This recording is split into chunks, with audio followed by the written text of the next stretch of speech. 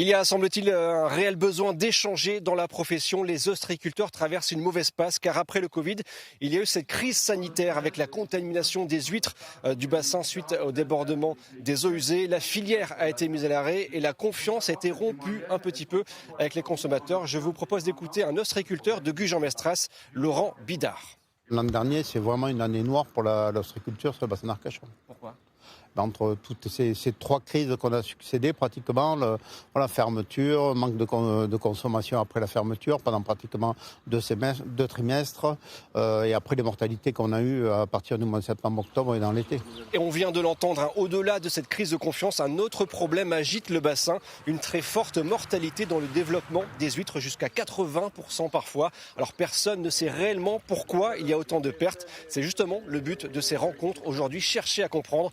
On écoute Olivier Laban, le président du comité régional de conchiliculture en Aquitaine. L'objectif, c'était vraiment de sensibiliser l'ensemble des élus du bassin d'Arcachon pour qu'il y ait une vraie volonté politique pour soutenir ces programmes de recherche, sensibiliser la communauté scientifique, pour qu'eux aussi ils comprennent que c'est pas le tout de chercher, à un moment donné il faut trouver.